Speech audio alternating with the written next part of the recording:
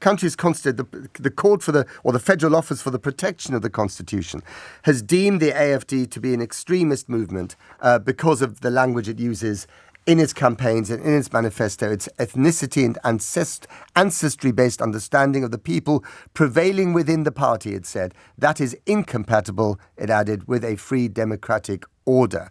Now, by describing them as extremists, we'll talk about the consequences of that. They are talking about a party that has got 152 seats in the 630-seat Bundestag, the parliament. It got 20.8% of the vote. It is the biggest party in the eastern German states. It is the second biggest party. It is effectively the opposition party. And under its leader, Alice Weidel, it could become the next party in government. Now, so what do you do with something that is so powerful in German politics that's now been described as extremist and beyond the pale? Well, we certainly know what the Americans have done about it. The reaction from the US Secretary of State, Marco Rubio, remember the administration rather likes the AfD. Elon Musk was campaigning on behalf of them. Rubio called it tyranny in disguise, this decision. And J.D. Vance, the vice president, said the Berlin Wall was being rebuilt. American interference, especially from the Trump lot in German politics, hasn't really been very helpful, to put it mildly. But anyway, it's an interesting dilemma. Let's speak to John Kampfner, columnist for Politico Europe, senior fellow of the Institute of Advanced Studies, which is a think tank, and author, of course, of the book Why the Germans Do It Better. John, good to have you back on the programme. So, did this come as a massive shock, this ruling by the Federal Office for the Protection of the Constitution? And actually, what does it look like in terms of, politics and what the AfD is allowed to do or not allowed to do? Yeah, morning, Matt. It did come as a surprise, put it that way. I mean, the AfD are branded as extreme, or they were branded extreme in 3 East German states, where in one particular they had a very extreme person who was quite partial towards neo-Nazi causes.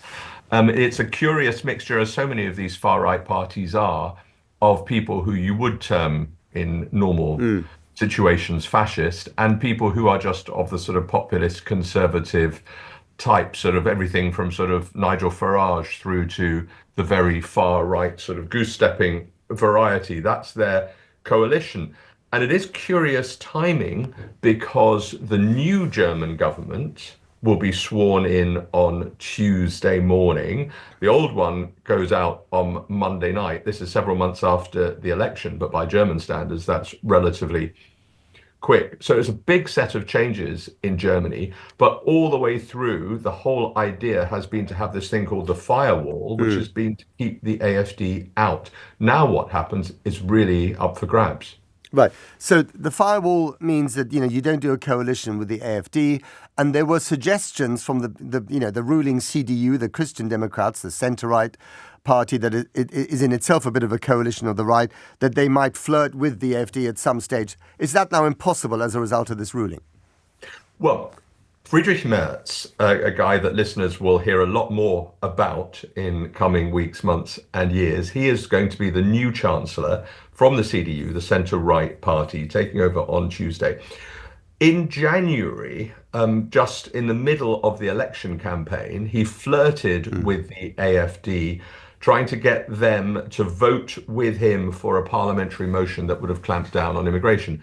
It was a stunt, it was a gimmick, it backfired on him, because not only did it not get through, because the other parties all ganged up and even some in his own party rebelled, but also it branded him as flirting with them.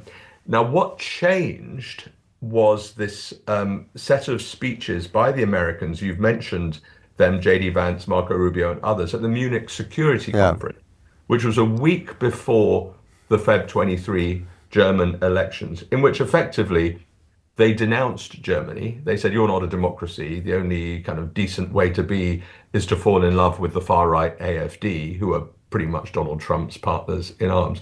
And that so shocked the German establishment, particularly this guy Merz, that he has pretty much done a 180-degree turn on pretty much everything regarding military, spending weapons, helping Ukraine, and I think he's going to be quite a different kind of leader when it comes to dealing with Trump.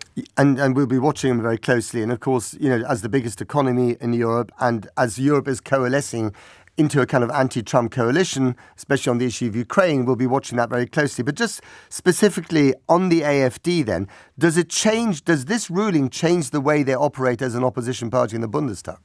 No, and there's a huge bank of seats in the new Bundestag reserved for the AfD. They are a legal political party. What it does is it allows the security services to, quote, monitor, unquote, the AfD. What that actually means is moot. We're not quite sure what it means in terms of, does it in any way restrict the AfD's wiggle room? I don't think it does. I think it's going to increase that sense of grievance that far-right parties always have, that Donald Trump has, Marine Le Pen has, in some ways Nigel Farage has, that sense that, the establishment, the liberal elite, the deep state, etc., they're all out to get us. And the AfD it's very early stages. This new government hasn't even started, but the AfD are level pegging in first place. Which is extraordinary. So actually, if you tarnish them with that extremist brush, but you still allow them to operate, for the AfD, this could potentially be a massive boost, couldn't it? It could. On the other hand, even AfD supporters are mindful of Germany's history, and they're mindful of I think, even those, a lot of people who vote for AfD don't think they're extreme and don't think what they're doing is anti-democratic. So it does depend on how the AfD behaves in Parliament. Depends a huge amount on, as pretty much everything in all of our lives does, on what Donald Trump does.